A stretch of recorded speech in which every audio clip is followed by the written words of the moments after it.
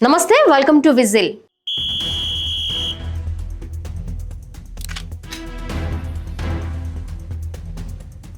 సామాజిక స్పృహతో మెలగడమే అతడి పాపమైంది.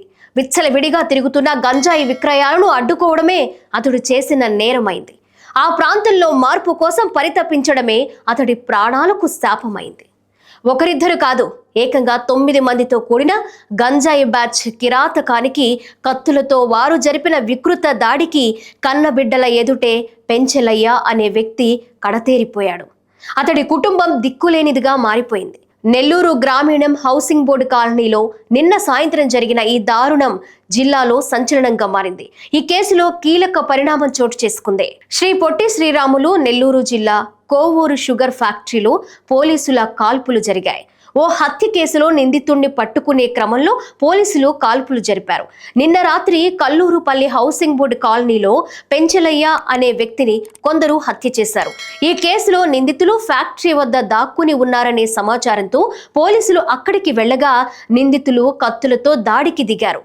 ఈ క్రమంలో ఆదినారాయణ అనే కానిస్టేబుల్ కు గాయాలయ్యాయి. అప్రమత్తమైన పోలీసులు నిందితులపై కాల్పులు జరిపారు. జేమ్స్ అనే నిందితుడి మోకాలికి గాయాలయ్యాయి. మరో 9 మంది నిందితులు అక్కడి నుంచి పరారయ్యారు. వారి కోసం పోలీసులు గాలిస్తున్నారు. ప్రస్తుతం నిందితుడు జేమ్స్, కానిస్టేబుల్ ఆదినారాయణ నెల్లూరు ప్రభుత్వ ఆసుపత్రిలో చికిత్స పొందుతున్నారు. నెల్లూరు గ్రామీణం పరిధిలోని హౌసింగ్ బోర్డు కాలనీలో కె పెంచలయ్య, దుర్గా దంపతులు నివాసం ఉంటున్నారు. వీరికి 2 పిల్లలు. ఎలక్ట్రీషియన్ పనులు చేసుకుంటూ జీవనం సాగిస్తున్నారు. పెంచలయ్య కొన్నేళ్ల క్రిందట జోడిగాడితోట నుంచి హౌసింగ్ బోర్డు కాలనీకి మారారు. సామాజిక స్పృహతో పాటు వామపక్ష భావజాలం ఉండే ఈయన సిపిఎంలో నాయకుడిగా, ఆర్డిటి కాలనీ ముత్యాలమ్మ గ్రామ అభివృద్ధి కమిటీ సభ్యుడిగా కూడా ఉన్నారు. కాలనీలో కొందరు యువకులు గంజాయి తాగడం, విచ్చలవిడిగా విక్రయాలు జరగడం గమనించి వారిని అడ్డుకున్నారు. సదరు విక్రయాలు ఓ మహిళ ఆధ్వర్యంలో జరుగుతున్నాయని తెలిసి పోలీసులకు సైతం సమాచారం అందించేవారు. దీంతో ఆయనపై కక్ష పెంచుకున్న గంజాయి బ్యాచ్ ఎలాగైనా అంతమొందించాలని నిర్ణయించుకున్నారు. నిన్న సాయంత్రం పిల్లలతో స్కూటీపై ఇంటికి వెళుతుండగా హౌసింగ్ బోర్డు ఆర్చ్ వద్ద 9 మంది గుర్తు తెలియని యువకులు పెంచలయ్యను అడ్డుకున్నారు.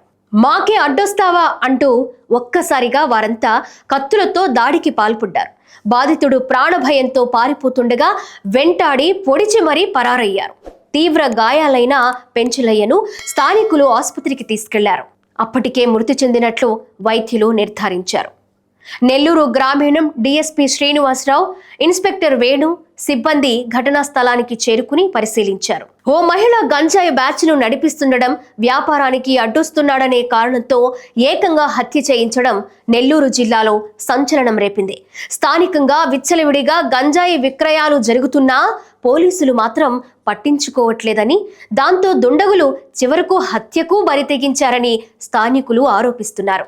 గతంలో ఎన్నోసార్లు నెల్లూరు గ్రామీణం పోలీసులకు ఫిర్యాదు చేశామని, అయినా ఫలితం లేకపోయిందని, చివరకు పెంచలయ్య ప్రాణాలు తీశారని స్థానిక యువకులు ఆవేదన వ్యక్తం చేస్తున్నారు.